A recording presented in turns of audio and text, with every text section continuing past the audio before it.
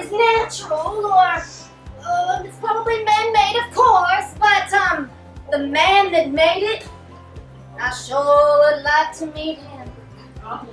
I would too. I'd like to give him a piece of my mind. Oh, I'd like to give him a piece of something. For almost 8 years, Kendra Nicholson was an active member of the Held Together Improv for Life community. This kind of tactility is unheard of amongst our typical peer group, unless, of course, the Dungeon Master calls for an alliance handshake. She provided laughter and joy to many people with her hilarious comedic talents. She's sending you a text with me right here. What you don't understand is that guys can have platonic friendships with other women. I don't think so. That bitch best not be texting you with me right here in my bathroom. In your bathroom. In my bathroom. As an improv instructor, she taught about the fundamental tools of improv that could also be applied to life. This handsome man, love of my life, my high school sweetheart, father of my 5 beautiful children, Beautiful indeed. decided to divorce me and marry my sister Evelyn, and then proceed to have 7 more children with her. Well, I was hurt. Indeed. Amen. For those of us fortunate to know her, she was truly the heart of Held Together. I must admit to taking some liberties with the photograph. Becca, you are a beautiful girl, but I just felt like I needed to soften your features a little. What does that even mean? I just felt like the picture needed to be a little sweeter, a little more maternal. On January 25th, 2018, she lost her 18-year-old son Trevor to suicide.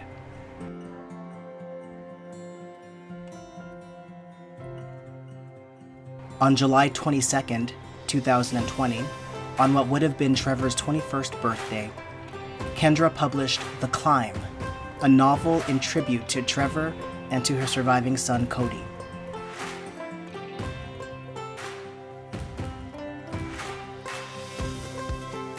In this interview, Kendra tells us her story and of how the tools of Improv for Life helped her with her grief and with the writing of her book.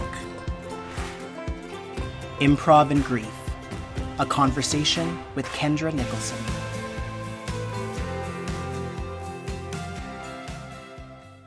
Hi, Kendra. Hi, Richard. I'm so honored that you choose me and Held Together to sit down and do this interview with. Oh, it's, I think I wrote it in the little blurb that I wrote about myself that, when I walked into my first improv class, I was like, oh, love improv. But when I walked into my first Held Together class, I left there thinking, oh my God, I love Held Together, and this is all new for me. And, it's, I'm a little nervous talking about it. And I think that any other scenario, group, or person, quite frankly, that I would do an interview with, I would be even more nervous. But this is the most, I think, gentle and most comfortable way for me to ease into it. So thank you for taking the time to do this. Yeah, no, my pleasure and my privilege, really. For the people watching who maybe don't know you, or it's been a couple of years since we've gotten a chance to have a conversation with you, I'd just like to hear a little bit about Kendra, like your upbringing, what led you to, the things that led you to Held Together and improv in general. Gosh, I grew up on a little farm in Missouri. And I've always been very shy and sort of socially awkward, Yeah. But my mom has always said when I was about 3 years old, I learned this story called The Billy Goat's Gruff. And I loved that story. And I would tell that story to, my mom and my dad and my brothers, if they would listen. And, I would use different voices for the troll and, who's that trip-trapping, all that silliness. And my mom said that when we would go anywhere, I would, I was the kid that like hid behind her legs. So I'd be hiding behind her legs and she would say, come on, sis, come on out and tell your story. And then I was like, and I would step out and I would tell the story and then I would go right back behind her legs. And I think that for me, storytelling is just part of who I am. I have this innate desire to tell stories in whatever form or fashion I can, and so that led me to theater, where I was able to realize, oh, I can pretend to be somebody else and I can tell a story. I did that for a very long time. And when I had kids, I took a little break from theater, but I decided that it takes a lot of time. It's a lot of dedicated time. You've got weeks of rehearsal, your weekends are full. It's just, and I decided I was going to try to take an improv class. And I was just hooked from the first class on, and when I found my home with Held Together, I was like, okay, this is my family and this is my thing. And that was about 10 years ago. Coming from that theater background, because I'm a theater guy myself. Yeah. I'm curious, what were the things between theater and improv that made improv this love for you? That's a great question. There's a sense of competitiveness to theater. You're competing for roles. There's this hierarchy, and they like to say there's no small role, but yeah, come on. You know what I mean? There is a little bit of a hierarchy there, and also, you being a certain color, you being a certain gender, you being a certain age, it all affects what roles that are available to you. And improv really sort of like takes all that and just like tosses it out the window, and it says, you know what, you can be whoever you want to be, whatever age you want to be. There's no competition. You are really, really working as a team with sometimes somebody that you've never met, and to have these amazing moments where you're really connecting because you're so dependent on each other for the information that you put out there. And this person has your back and you have theirs, you know what I mean? And you're all in and you're all working for this story that you're making up. Yeah, and that was my favorite thing to do as a kid, to make up stories in my head and act them out, and to be an adult and to go, oh my God, I have this whole group of people who want to tell stories with me. It's exciting and it's fun. And what I love, one of the things I love about Held Together is their focus on improv for life, and the real benefits we get to apply to honestly every aspect of our lives. I have grown so much more doing improv than I ever did doing theater. Yes, same. Yeah. Yeah. It was hard at first to let go of the feeling that I had to control everything. And once you honestly, once you get real with yourself and realize that you have to just take that off and let the story unfold instead of trying to drive the story. Yeah. It's just so freeing, and I love that about it too. And it gives you confidence because, oh my God, if I can do that, of course I can have a conversation with a stranger. Yeah. Yeah. Yeah. Or do an interview. Yeah.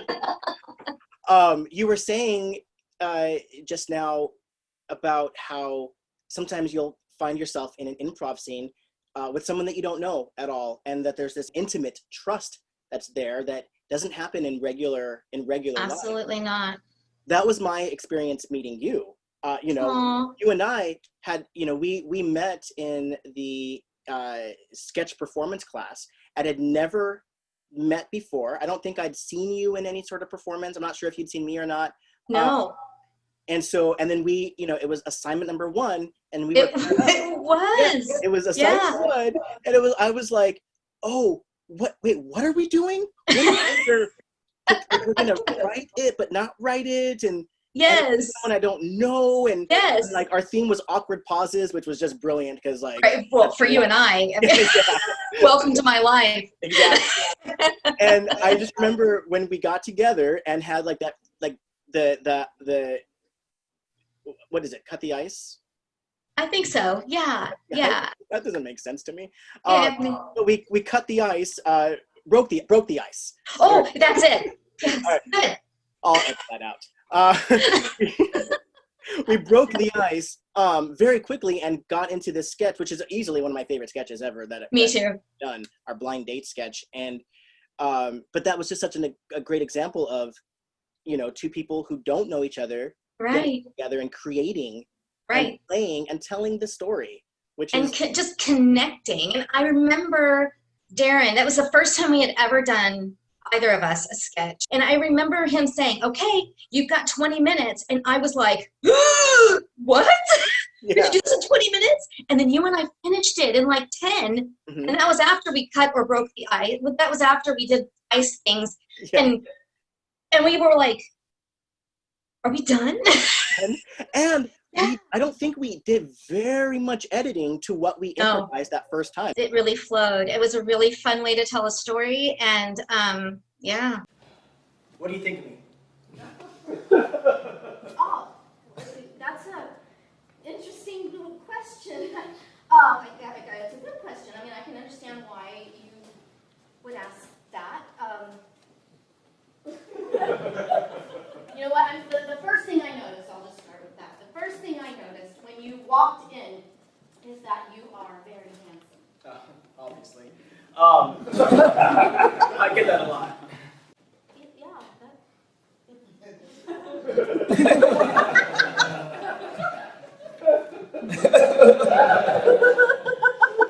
You know?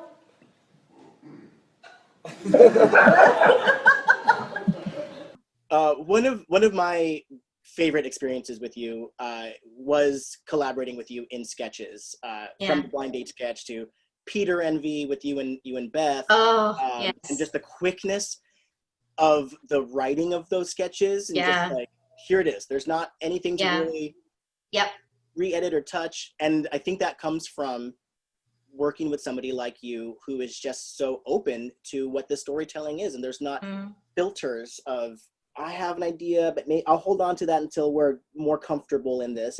We just played, and through that play came these amazing sketches. Well, you know, from doing sketches with people who have an idea that they won't let go of, and you end up going, you know, because I'm not the type of person to bulldoze, you know, and so I end up going, okay, but you know, it diminishes the joy just a little bit. Of the discovery and the exploration of it, you know? Yeah, no, absolutely. Yeah. Absolutely. So you come into Held Together. You decide you love Held Together. Right. You become a student. You're taking the classes.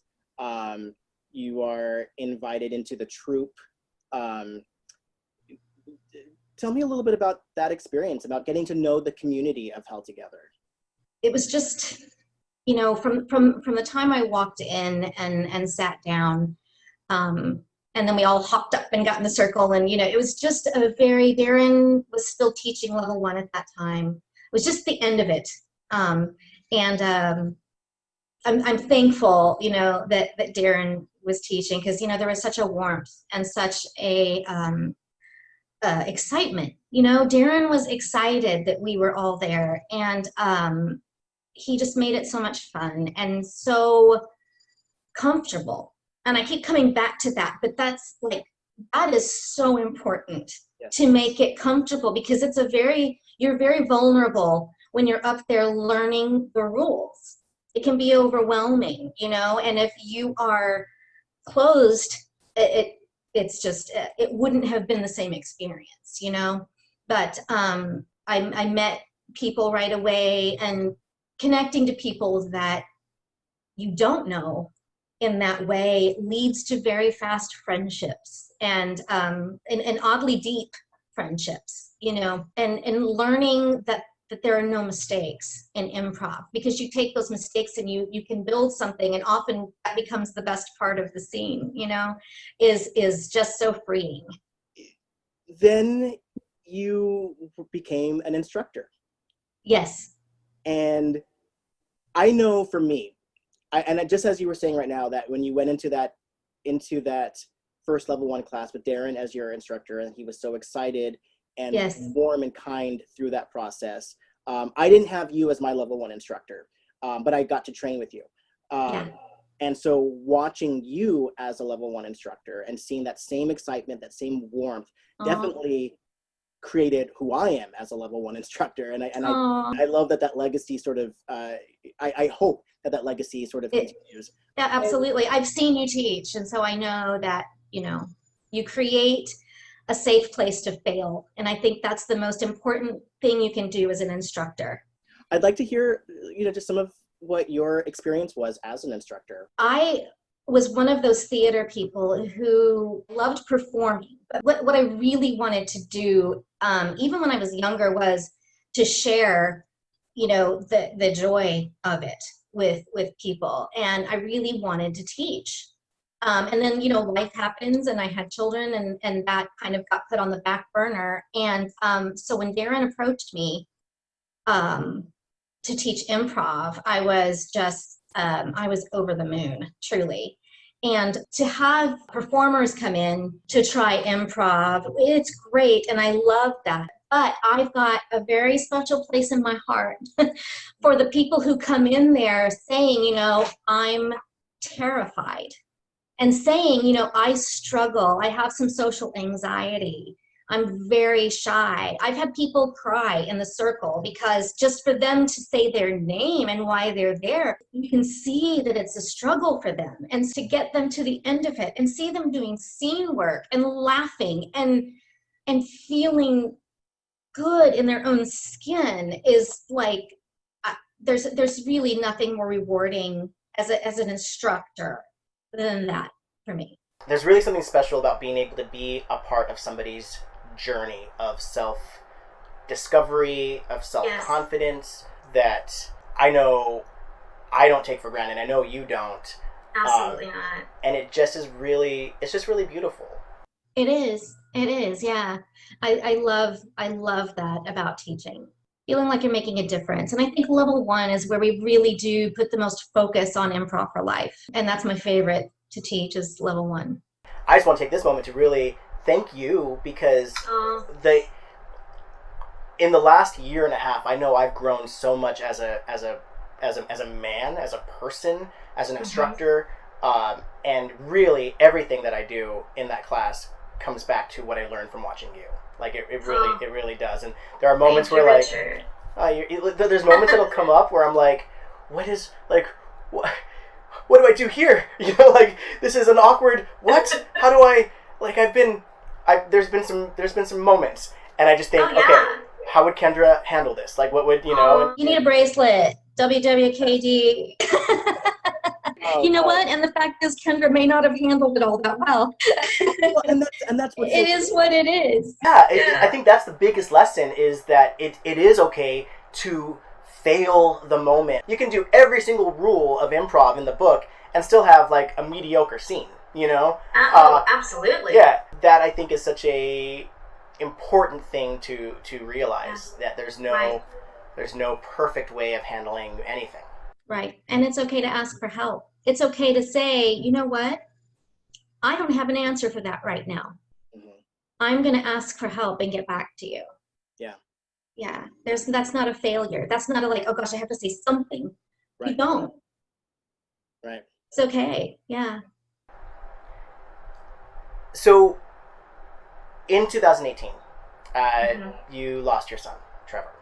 Yes.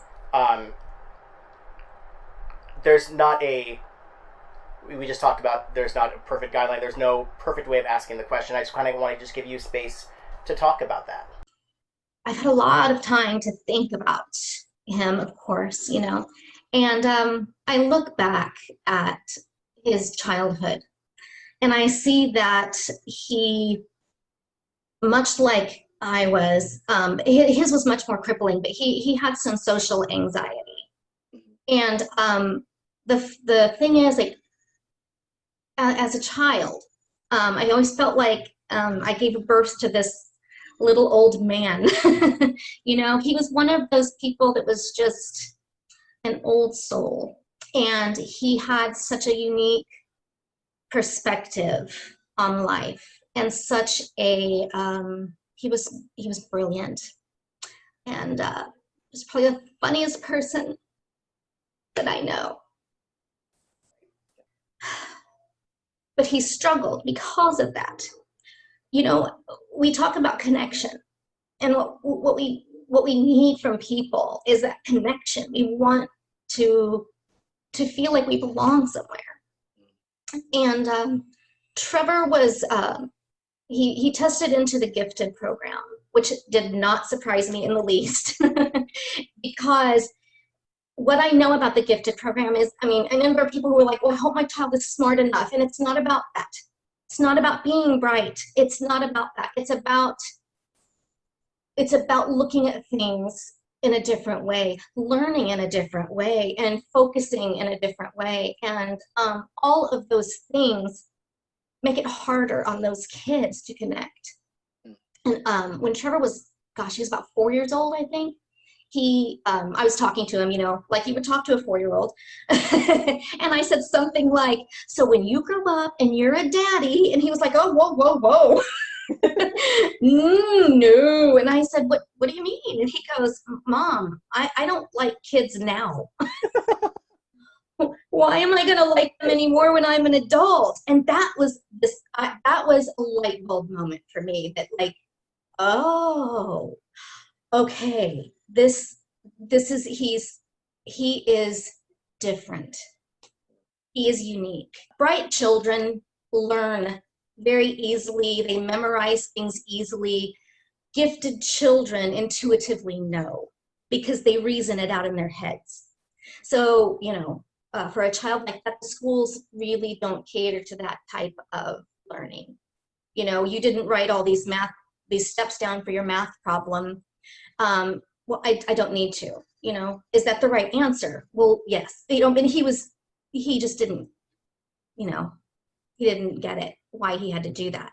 And so it was a struggle. And then when it was time, he graduated and it was time for him to go to college, he just wasn't real sure that's what he wanted to do. You know, when he was in elementary school, he wanted to live in a van when he grew up, which is also very isolating. When you think about that, you know, you think, I want to be a fireman, I want to be a nurse, I want to be a teacher. I want to live in a van and just go around and see things and do things by myself. So yeah, that was, but at the last minute, he decided to go to college. And I was like, oh, honey, your grades are not great, because he did really well in the classes he loved, but not so great in the others. And he's like, yeah, that's okay. He goes, I'll take the SAT. It'll be okay. And I said, okay, great. We're gonna do some test prep. And he's like, no, not gonna do test prep. And I was like, well, okay, well, this is gonna be a hard lesson for him. It was not. He did great, of course, on the SAT, because he intuitively, he guessed as well. And however, that age, the age 18, and that having that big transition to college is often when we see people who have a mental illness. That's when it comes out, you know, and we see it. And that's what happened. He did not transition well. And so we brought him home, and he, the first couple weeks were tough. You know, we was in intensive therapy and was on medication, and I was getting him up every morning and making him eat and making him get out of bed. And what are we going to do today? And I stopped working so I could, just be with him. And then he started getting better. And then, one day he walked out the door, and I got a call that he was at the hospital. And he had climbed a warehouse at the port of LA and jumped.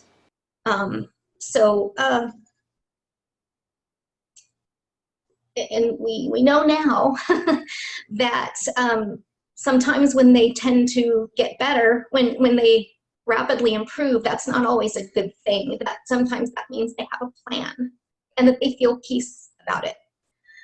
And that's why this book is necessary. People need to be aware. It deals with things that people need to know, and it deals with things that people need to know as supporters of somebody who's had suicidal ideation, or somebody who has lost someone to suicide. How to cope with that. Yeah. And that sometimes there is just nothing you can do, And I know that sounds fatalistic, but sometimes that's the case. You miss your window of opportunity, or you don't realize just how ill they are, because who wants to think that their child has suicidal ideation? Yeah. You want your child to get better. You want your family member to improve. You want to look at that and go, oh, there's hope, Yeah. So. We've spoken in the past, and I'm pretty open about my struggles with mental health and depression and anxiety. Yeah. You were very kind to share with me an early draft about 1.5 years ago. Mm-hmm. And I remember that it was very difficult to read. Yes. Because there was a bit of rawness and exposure, just in my room alone reading, thinking, uh-oh, someone knows what I'm thinking, the darker thoughts that are there. Because when you live with depression and anxiety, those dark thoughts are a reality, Yes. And it was just difficult. Then I got the book, and I read it in one sitting over this past weekend, and there's just so many truths in the book about mental health, about depression, about suicide. I just want to know what led to the writing of this, and what was that process like? I talked earlier about my need to tell stories, and I think that for me, when I lost Trevor, I started writing, and I'd never journaled before in my life, but I felt compelled to write things down, partly because those were all the memories I had, and I didn't want to forget anything. I wanted to keep it all, and go back and read it and remember it, and that was part of it. And then once I started writing them and they started turning into stories, I started sharing them on Facebook. And partly because I needed to talk about it. Mm-hmm. Some people handle it by not talking about it. They can't. I have to. And it's much harder for my husband and my surviving son to talk about it. So I had my Facebook community to share with.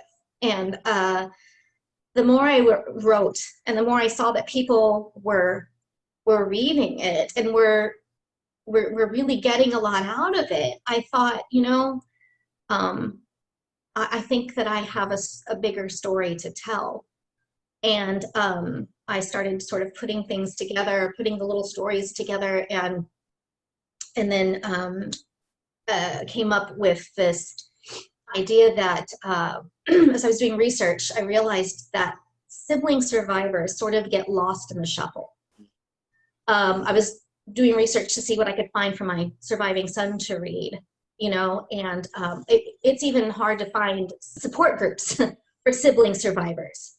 And I was like, why is there this like glut of support for these kids and adults? And I thought, well, like, okay, I can complain about it. I can go, boy, that stinks, and walk away, or I can do something about it. And the book is what I chose to do about it. And I also wanted to do something, so that people would remember Trevor for more than his final impulsive act, because sadly that's what happens. And I do talk about that in the book too. Whenever somebody dies in a violent, shocking way, people don't say, "Oh, that's the boy that he was so quiet and he was really funny," or they say, "Oh, that's the boy that jumped off of a warehouse."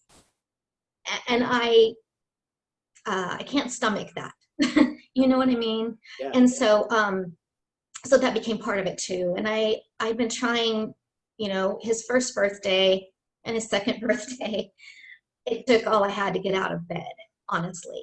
And by the time that the third one came around, I was like, this is going to be my way of honoring him. I wanted to do something to honor him on his birthday. And that's when I published it. So, like I said, there were a lot of reasons that it came to that. But it felt like it all was supposed to be that way.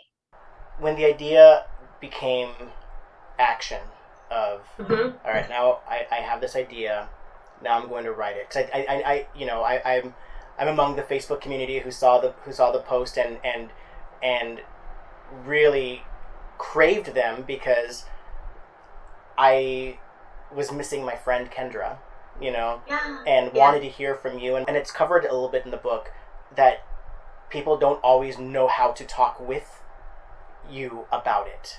Yes. I know for myself, I was like, okay, what do I send it? If I send a text, is that too much? Am I, and then I know. What do you say? What do you say? Yeah. What do you say to someone who has gone through that? It's horrific. Yeah. And you sure don't want to say the wrong thing. At the same time, I think that from the other survivors, parents, and siblings that I've talked to, the thing that we want to hear is that you remember our loved one, and even if you didn't know them, if we're writing something, if there's a picture that we post, if there's something that you can say, "I love that picture, what a beautiful boy," or "that story you told made me laugh," or anything like that, that is the biggest gift that you can give someone who's had a loss like that. I didn't know Trevor that well. I saw him whenever he would come to a show. He was quiet. And he was quiet. That would totally be me in this situation. Like if absolutely, like I would be like, I'd be there. But I probably wouldn't engage too much. Right, and I'm watching my mom make an ass of herself in front of a bunch of other adults. How weird is that? I do feel like, especially through your Facebook posts and the pictures, I do feel like I've gotten to know him better than I did, while he was living. I do remember that there was a breakfast that you, me, Darren had at your and Brad's place, and he was there for it, and he was, again, the role that I would have been, like, I'm eating breakfast with my mom's friends, all right, this is like, what, and I remember having such empathy of like, I'm sorry, dude, It's so awkward. Yeah. I just ate in my room. Yeah. Going to the book, so I know that you were looking for resources, for Cody in as like, how do you cope as the sibling to adapt by suicide, and that was one of the things that really struck me about the book was the point of view, was the perspective of, and it being written from his perspective, and I was just curious what that was like for you to sort of step into his shoes in that writing, and also to write about yourself, as the mom character, what that process was like. Yeah. Well, for me to write about his perspective, the book is not, the main character's name is Cody, but that is not based on Cody, except for the fact that Cody is a very kind and thoughtful young man. But, and Tasha, his girlfriend, long term girlfriend, is in the book, and a couple of Trevor's friends' names are in the book. But, it's not fair for me to try to tell their story. So that is all very, fictionalized, and also the dad. That's not really based on my husband either, because that's not I don't feel like that's my place to tell, how he was feeling. But so for me to try to write it in a way that a child that age would think, it was very eye-opening for me, and it was a really therapeutic thing for me to do, to try to think about how, because Trevor had tried to go see a counselor for a little while in high school, and he was like, that doesn't work for me. So, counseling wasn't something that he thought he would benefit from, and he wasn't interested in it, and he wouldn't do it. So what do you do with a kid who's thrown into therapy with a stranger, and that's not anti-therapy, because he does end up going to the school counselor where he's comfortable with this man who also knew his brother, and so to look at it through the eyes of somebody that age, and to take all of my emotion and all of my guilt and all of my what if, woulda, shoulda, coulda, all those things, and put it on a kid who is at an age where they feel like they're being looked at all the time and judged, but they also feel invisible at the same time. So how does he feel walking in and everything gets quiet? How does he feel walking in and nobody's looking at him? How, it's because his life, like other adults, are much more, they give you more time. Kids move on. They're very impulsive. And so what do you do when you go in the second day of school and, wow, this is weird, things are more normal? Like, they're all moving on, where you feel like you're standing still and the world is just flying around you, And so to explore from that perspective was really fascinating for me. And I hope I captured it, to write it in that voice. It really helped me sort of get into Trevor's mind as well, into his way of thinking when he was that age. In the book, he's 13. Yes. So yes. that is such a awkward time. It's that whole look at me, what are you looking at time. Yeah. As I was reading it, the friendships that are there, where it's not always easy for a friend to be a friend in that moment of, because how do you're 13, how do you do that, Right. I think one of the things that makes it so relatable is that this idea, this thing that happens, the loss of Trevor, you don't learn about that, you don't, like, no. As a mother, you don't have the thing of, like, here's what to do if this happens, here's how you should feel if this happens. Exactly. So to put it in this perspective of this 13-year-old kid who has all eyes looking at him but doesn't want people to look at him, knowing that it's written by somebody who's wanting that conversation with people, but maybe they don't know how to do it, and it just, as I was reading it, it all just sort of connected, and it just made sense, if that makes sense. It does. Thank you. That's a lovely compliment. Because I did want him to be relatable. I wanted people to be able to, and frankly, it changes the entire family dynamic. You're now an only child, or there's only one other sibling or whatever. But like for him, it changes the dynamic with your parents as well. Depending on their reaction, of course, but your dad goes back to work because he has to, and your mom is, having trouble getting out of bed. Yeah. And you're suddenly like thrust into this this new life that you didn't ask for. Yeah. You didn't want. And you have nobody to say, what do I do now? Yeah. And you don't want to burden other people with it. As an adult, you don't want to burden other people with it. But as a 13-year-old, as a child, gosh, how do you navigate that?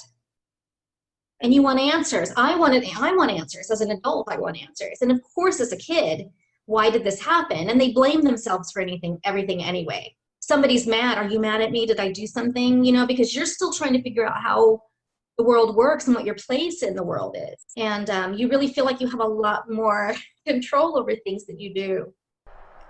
What you just said now, as far as, you're looking for those answers and you don't know, I really do believe that this book, especially for surviving siblings, is going to be an answer. This is a guiding light for somebody who's sort of in that darkness, and I, having talked with you, I know that it was also sort of a guiding light for you as well in the writing of it and getting Absolutely. It's very therapeutic. Yeah. It's very difficult, but it was very therapeutic. We've talked a little bit before about the tools of improv for life and how that's sort of affected your day-to-day life. In what way did those tools contribute to the writing of the book? They contributed to my getting through my grief as well as writing the book. It's funny how you go into a scene in improv not having any idea where it's going to go or what's going to happen. And I sort of did the same thing with the book. Like, is this going to be a full book? How is this going to happen? And I just trusted that whatever came out of it was what it was supposed to be. And I think that's learning that trust, because the basic idea of improv, the yes and, the acceptance, and then the adding, really applies to writing as well, because not only do you have to accept your partner's information, but you also have to accept and commit to your own. And so to have these ideas and go, you can't, there's no room for that.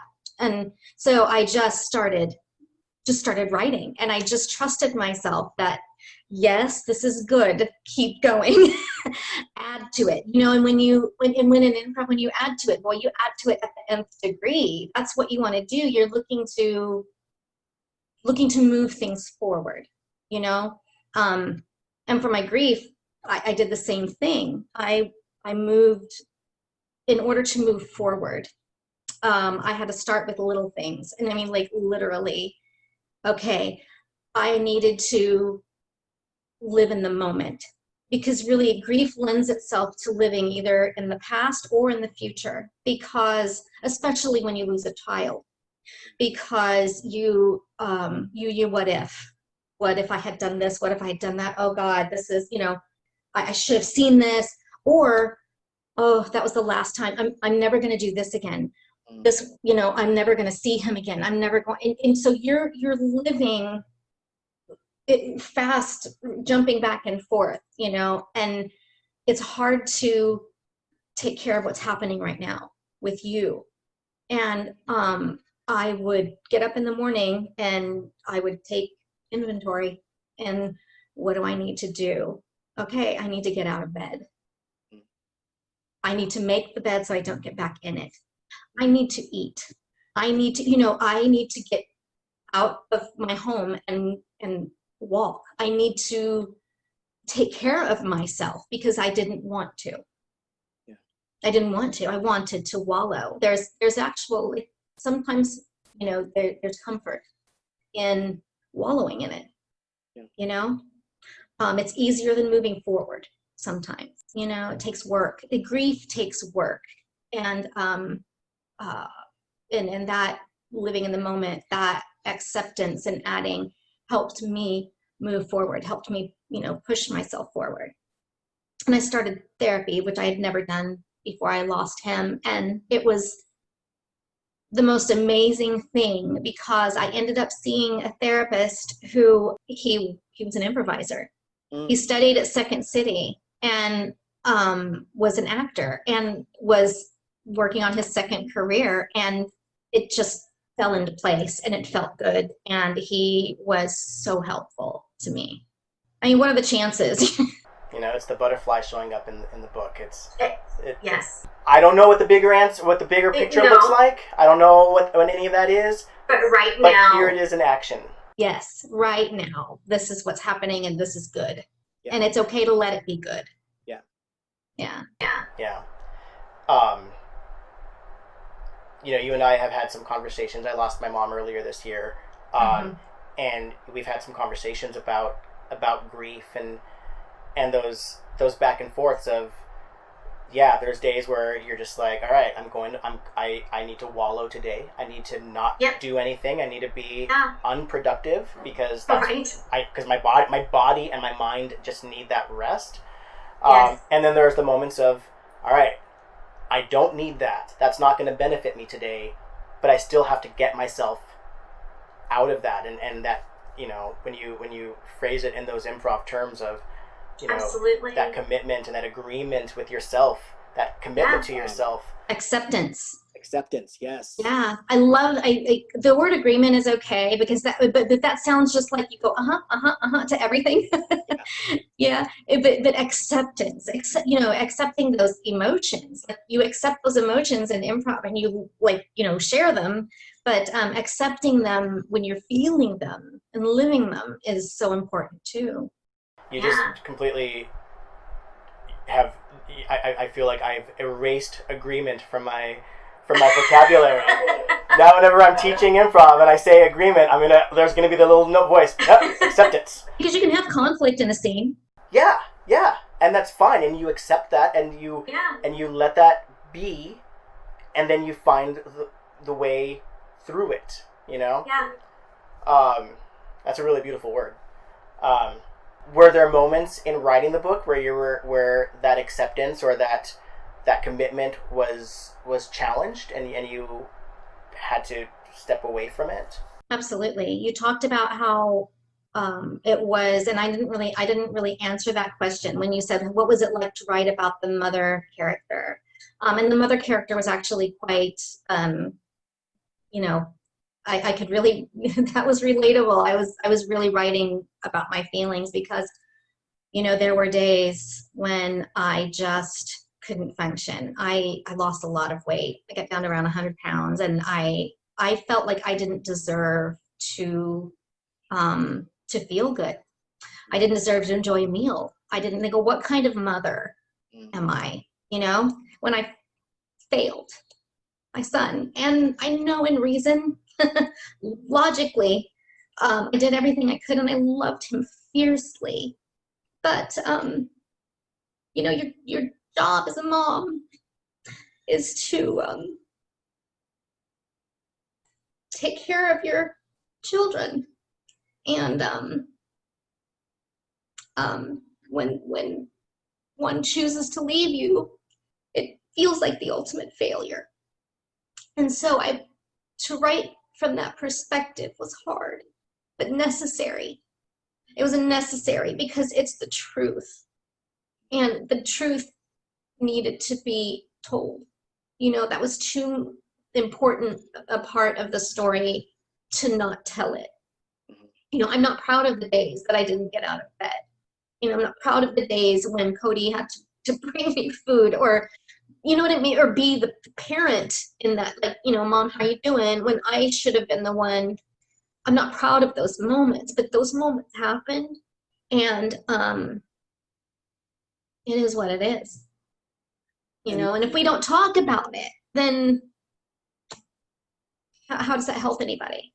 Yeah. If in the book I'm this, superhero mom who is like, okay, everybody, come on, I'm gonna fix it all. That doesn't happen. if you were to have written that, one, it would have been, it wouldn't have been genuine. Nope. And two, it would have just perpetuated this idea of what surviving a loss by suicide is supposed to be like. I think, we have slowly, I think we're seeing a little bit more of mental health issues coming through our media and movies and film and TV and stuff. Yes, absolutely. And I love that, but there are still moments where I look at it and think, that's a little sugar-coated. That's a little bit. That's like you're not capturing that I'm going to be in bed all day and I'm not going to eat and I'm going to feel really, really bad. Yeah. And I'm going to yell at the person who offended me, and I'm going to, Yeah. Because that happens. The things that people say, sometimes it's funny, people either don't know what to say. Most of the time people are very kind. But then you have these moments where people say the most idiotic things. And it's such a uncomfortable thing to talk about anyway. It's easy to get offended, especially when you're in that state of mind. Well, and there's a rawness that's there, like we said before, like there's no manual for guiding these emotions. Everybody is different, and there's no 100%. here's step 1, step 2, step 3. Great, I'm Right. I'm all good now. There are several moments in the book that, for me, really, really rung true, especially in relation to the mental health, and in relation to the surviving, the conversations you have with people. Mm-hmm. There's a couple of things I wanted that when I read them, I just thought, I want to talk about these, and if it's all right with you, I'd like Absolutely, to read 100% fine. a little bit of in chapter 8, and there's no spoilers here in the book. In chapter 8, the character Cody is talking to the school therapist, and they're talking about the difference between sympathy and empathy. And I remember learning, academically learning that somewhere in school, and thinking, oh, okay, I've learned the definition and I passed it on a test. But it really wasn't until living as an adult that I could see, oh, this is the difference. And I thought you wrote it so beautifully, and if you don't mind, I'd like to. No, please, thank you. Mr. Blackwell also said, there are lots of theories as to why someone decides to kill themselves, but one of them is that people who try it feel things differently than other people. He said they have more empathy. I didn't really understand what that meant, but the way he explained it, I think that sympathy is when you feel sorry for someone else. Like if someone gets bullied, you feel bad that they feel bad, but empathy is when you feel more than sorry. Like you truly feel the same emotion they feel. That to me was, when I read that, I just stopped. Being an empath, having that thing of, or like a highly sensitive person, where you can, not only are you feeling the hundreds of things or the thousands of things that you're feeling, but you're also taking in what other people are feeling and the emotions that they are feeling. And it can be a lot. Was that ever something that you had spoken with Trevor about, was sort of that feeling of empathy, or is that something that you learned about more, like in relation to him, afterwards? We when Trevor was the story about the little boy with cerebral palsy, that happened when he was in elementary school. Trevor, it wasn't in middle school, but it was in elementary school. Trevor had a friend, and he, the kids didn't play with him as much, and but they played that game where they took the hat and they were throwing the hat back and forth. And when this little boy got the hat, another kid knocked him down, and Trevor saw red and just jumped on. And this other little boy was his best friend at the time. He just jumped on him and just pummeled him. And the principal called me, and I was absolutely floored, because that was so out of character for Trevor. He was not he was quiet. He was shy. And so for him to get in a fight, I had, because he said Trevor got in a little bit of a, and I was like, what? And so I went up to the office and he said, I'm going to tell you what actually happened. And he said, I'm really actually kind of proud. Because he goes, I was just kind of like, we can't condone violence, but at the same time, I was like, yes, because I talked to Trevor about it, and he said, Mom, I couldn't handle it. He goes, I lost all rational thought, and I was furious because I knew how much that hurt him, not just physically, hurt his feelings, embarrassed him. He just wanted to play. Yeah. He just wanted to play what they were playing. And, he goes, and I just couldn't do it. And so he did. He punched and knocked him down and got on him and was just wailing on him. Yeah, so completely out of character for him. You can't do that to people. That's all he thought. And there are a lot of moments when he would be, he would talk about the news, or he would talk about something that happened, and he'd be like, what? Why would somebody do that? Yeah. He just couldn't, he just didn't think like that. And it made no sense to him, because it is senseless. Yeah. It's senseless to do that to somebody. And when you have those moments and those just not even moments, when you're an empathetic person, you just feel that, and you want it to be better for those who are hurting. Yes. And that's a hard thing to accept when you can't, like, yes, today I can punch a kid, but on a larger scale, the pain that I'm feeling on top of the pain that I'm feeling from everybody else is that's too much. Yes. It becomes overwhelming sometimes. Yeah. The next part that I wanted to read, and this one got me. This was one of the few moments I had to I stopped with the book for just a moment. This is the character Cody is in Trevor's room, and he finds his backpack on the floor and finds the his creative writing journal. So it's I turned some pages, and there were only a few with writing on them.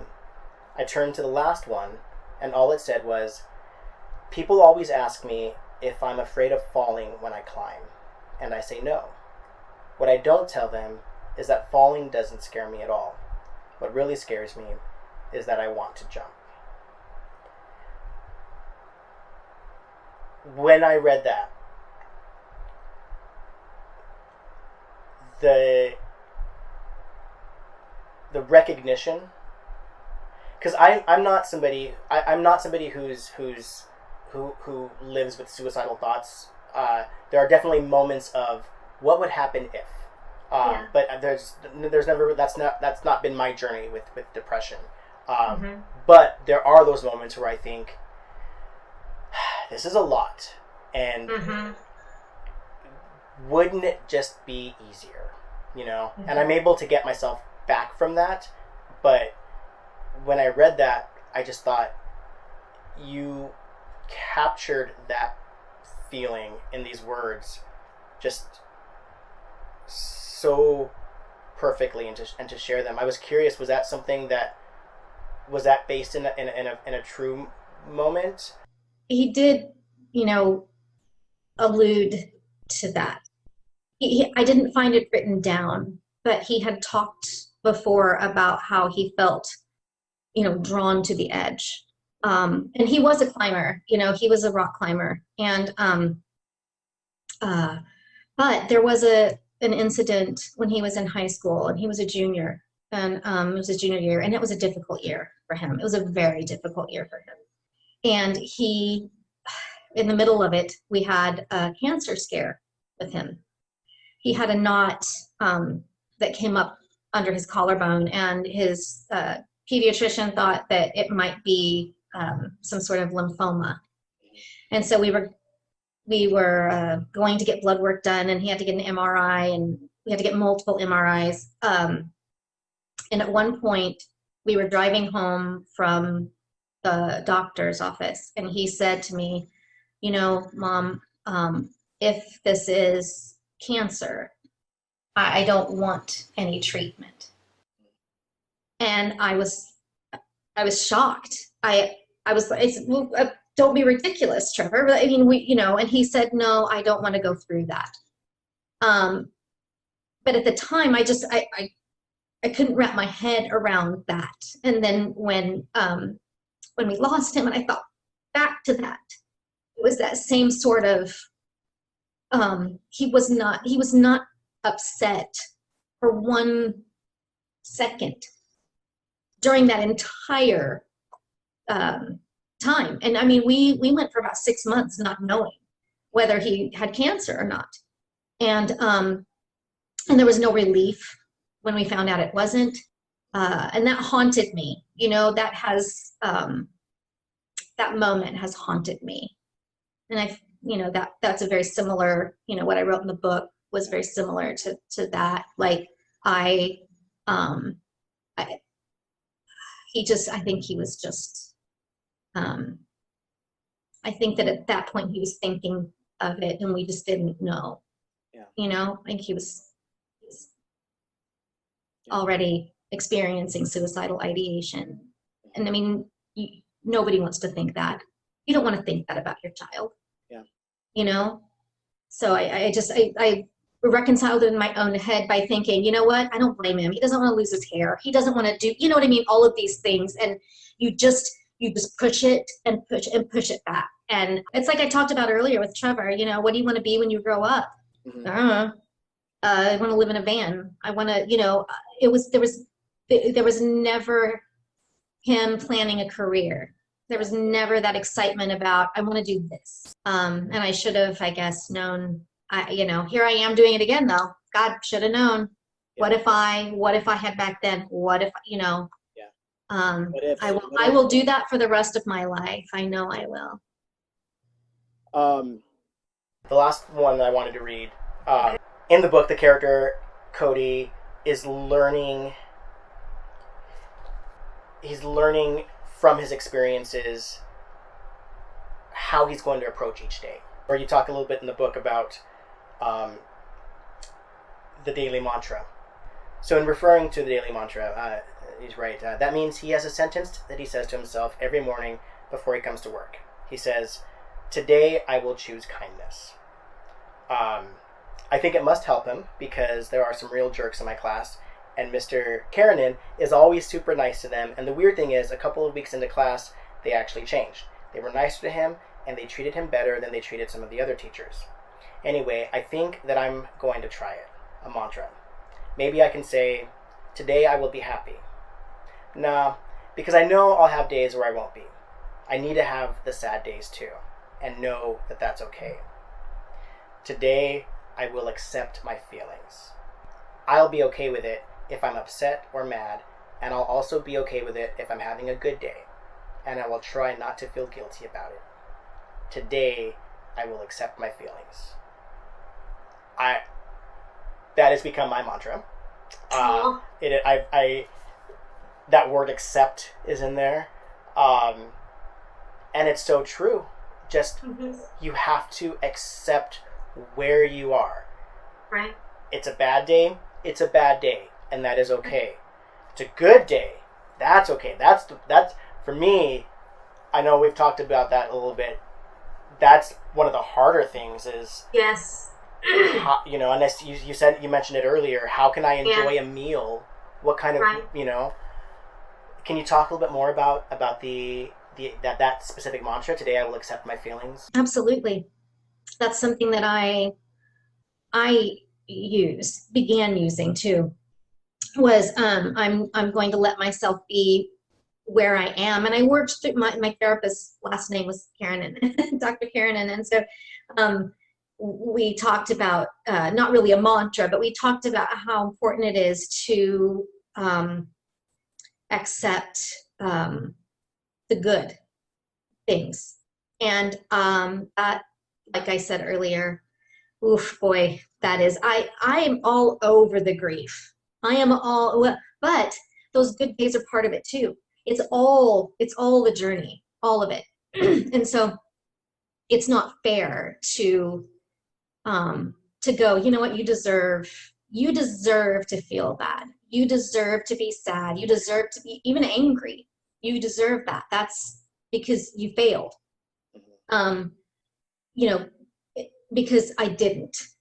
You know what I mean? I need to keep that in mind, that I didn't fail my son. It's okay to accept those days where I'm just really tired and sad, and you know, but to not give myself the other days, the other time, the other moments, you know, because at first he goes, you're not going to be able to, you know, he had lost a friend to suicide in high school. And he said, I will never forget the first day that I didn't cry. And I had that day where I didn't cry, and I went to bed that night, and I was like horrified. Horrified. I thought of him. I think of him all the time, but I didn't cry. And I was like, what is wrong with you? How can you, you know, get through a day and not shed a tear because you're never going to see your son again? I was really had to work at not punishing myself. And I think that's where that mantra comes in, is to stop punishing yourself for something that you simply can't control. You can't control somebody else's thinking, you know? And I know I said earlier that sometimes there's nothing you can do. And I didn't mean it like don't try, don't, you know, what I mean is that sometimes, you know, I couldn't get in his head. I couldn't convince him, you know. My nephew at the memorial came up to me and he said, "Oh, Kendra, I have to share something with you." And he struggles himself, you know, and he said, and I've had those moments where I've had very, very dark thinking. And he said, and I want you to know that I was not myself. My brain was lying to me. And I knew people loved me, but I didn't feel like I deserved it. He said, Trevor knew you loved him very much. He knew that. But he just didn't think he was worthy of it, which is like sad, but at the same time, what a gift, you know, like, because the thought that like your loved one felt like you didn't care is horrifying. You know what I mean? But to think that he knew and he felt it, he just couldn't, he was just hurting. Yeah. He was ill. Yeah. You know, and had to remind myself of that too. He was ill and his brain was lying to him. Another reason I wrote it from that age is to put things, to break things down in a way that a 13-year-old would understand them, helped me understand them. Sometimes I need to they're complicated. Yeah. They're confusing, and to break it down in a way that a child would understand it felt like progress. And it felt like something that would be more beneficial than writing it from an adult perspective. Yeah.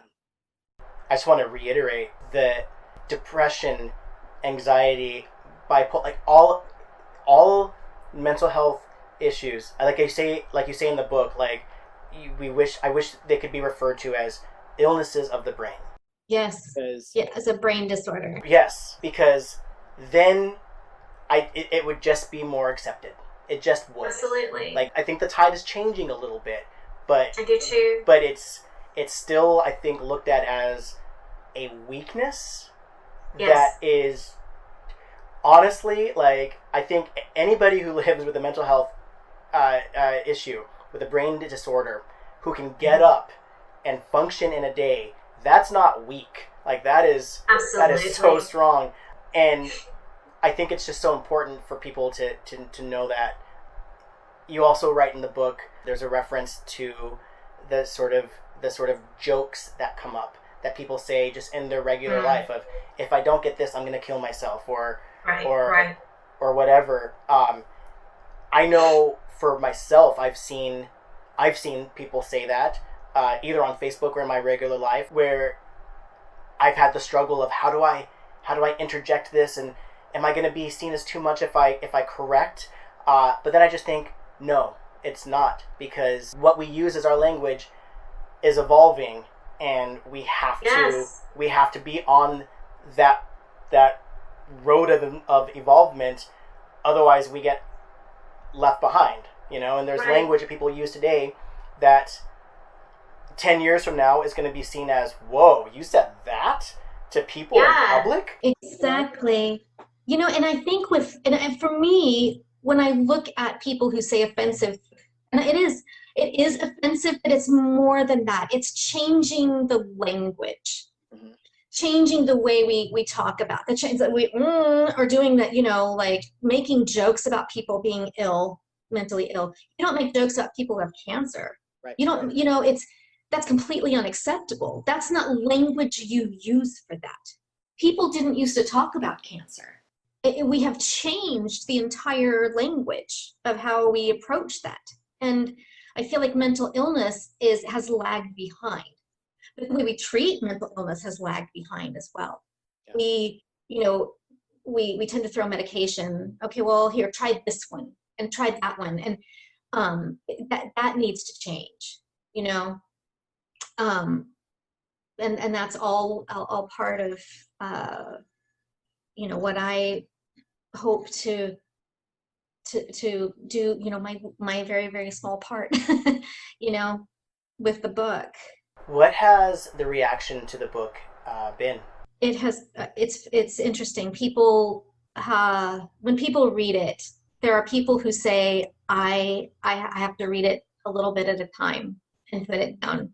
I wrote it, it's purposely short. It's purposely a quick read. The chapters are short on purpose, because when for that first probably year, I couldn't read a book. I was in a complete brain fog. And I had a book with like daily readings. I could read that, and I didn't want it to be a self-help book. I wanted it to be a story that you could get lost in. I have other people who are like, I couldn't put it down. My husband's stepmother, she stayed up till 2:00 in the morning, and she's like in her 80s. She's like, I couldn't put it down, and so it's kind of one extreme or the other with how people take it in. But everybody that's read it has talked about how they've learned from it, and that's really extremely rewarding for me, and that feels like a beautiful way to honor his memory, is to teach people, and on that note, my plan with the book is to use the proceeds from it, whatever money I make on it, to donate books to support groups, to schools, to whoever would like to read a copy. Yeah. So I'm not great at marketing. I hate the business aspect, and I hate selling my product. It just feels I'm just not great at that. But I need to, if I want to, get it out there to the people who need it, and who will benefit from it. Yeah. And I really think that this is one of those pieces where once someone reads it, it's a chain. I think this is going to be you should read this book. It is. It's going to be word of mouth, I think, more than, yeah. Yeah. I think so too. You published this book yourself, right? I did. You created your own publishing company. Yes, my own publishing company, right. I knew if I went through a publishing company, it would be a very lengthy process, and it would be difficult. It's difficult to find a publisher who's willing to publish new work anyway. And if you go through Amazon as your publisher, then they have a lot more control over what happens with your work. And so I thought that doing it with my own small business, would be the best way to maintain control over the whole process and be able to donate books. That's really amazing, and I love it's Forever 18 is the name of the company. It's just really beautiful. I love the picture of Trevor on the back of the. It's one of my favorites. He was in his happy place. So, you've got this book, you've got this company, this publishing company. What is next?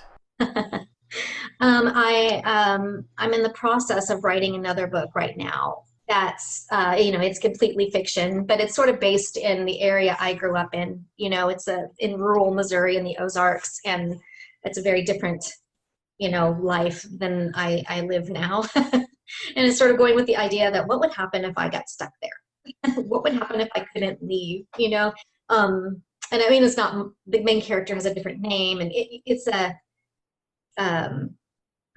work in progress, but I like the story. I feel good about the story, and I'm looking forward to seeing where it leads me, And I'm also doing a collaboration with my brother-in-law, who's an author. His name is Stephen Bassett, and his writing name is Eli Pope. So you can look him up on Facebook and follow him. He's very talented. But one of the things that we are writing is, and this one it's going to take a while, but I took an exercise from Sketch that I loved, and basically we're writing a kind of a thriller, and we're taking turns. I will write a chapter, and I will go tag, and I'll send it to him, and then he'll write a chapter from his character's perspective. And it was funny because at first, when I first sent it to him, I'm so used to doing improv and sketch and collaboration that I send it and I sit there and I think, I wonder what he's going to send back.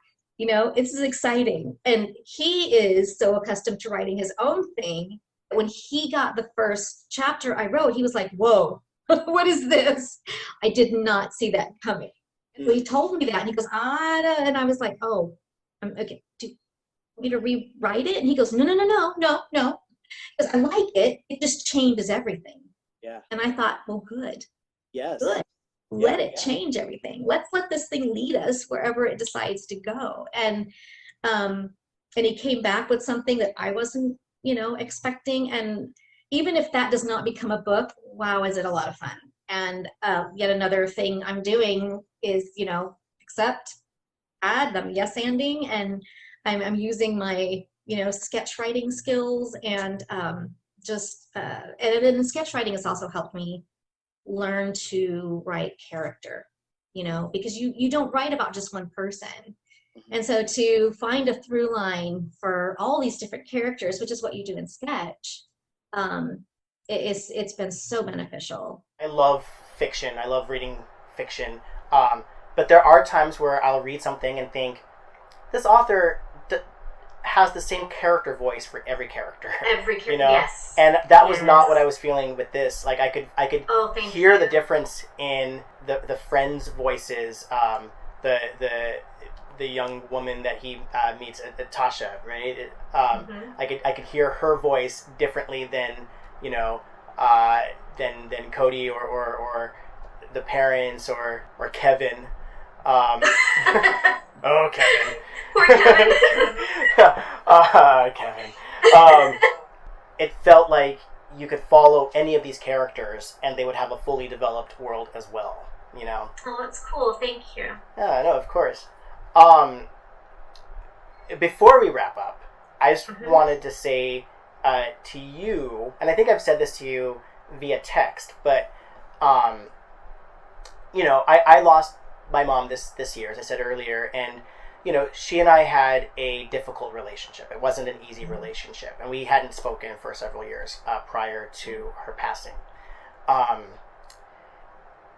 When she died, there was a small group of people that I could be completely transparent with about my feelings, and you were top of the list with that. And I was the teenager who had the mental health struggles, but didn't talk about them really to her. when I did, sort of the bare minimum was done. And I've done my own reconciliation of, she didn't know what to do with that. There's not a blame that's there. Sure. I forget what it was, but even in this conversation where you said you have those moments of, I feel like I failed as a mother, or in these moments. For me, looking at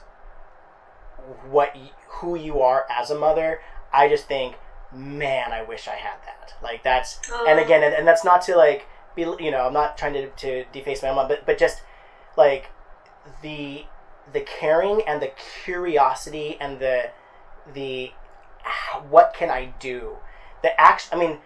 Creating this book because there wasn't something for your surviving son to have as a resource. Like, that is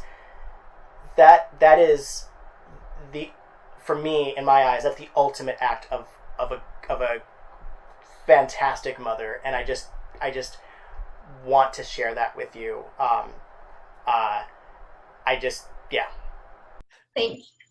And I think for a lot of people within the Held Together community, I don't think it's a exaggeration to say that you were the heart of the community. You were the heart of the troupe for sure.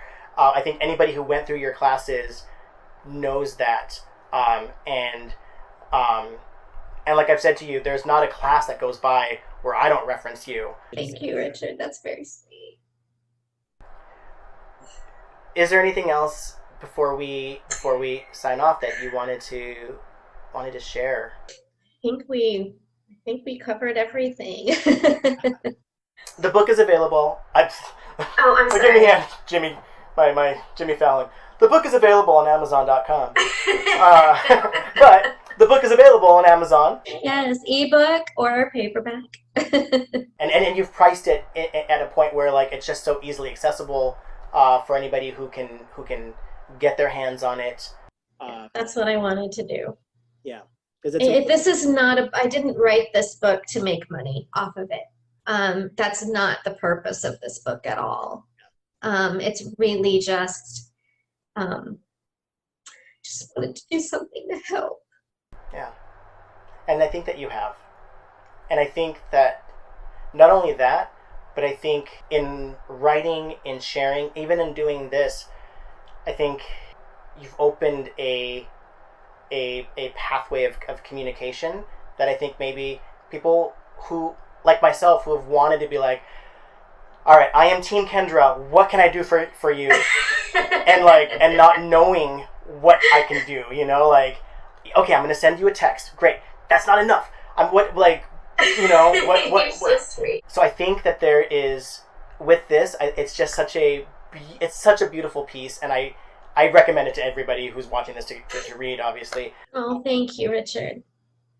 Oh, I will say this. In the front, when you open it, my email address is actually under the front cover on the first page. So if there's anybody out there that, needs to talk, that reads it and just feels, like they want to talk to me some more about it, or just have somebody listen who understands, whatever, email me. I will get back to you. Kendra, thank you so much. Thank you. Thank you, Richard. I'm really glad we were able to do this. Me too. And I tried really hard not to cry, but I was prepared. I was like, okay, I'm probably not going to get through this whole thing. Well, always be prepared. That's the... Always.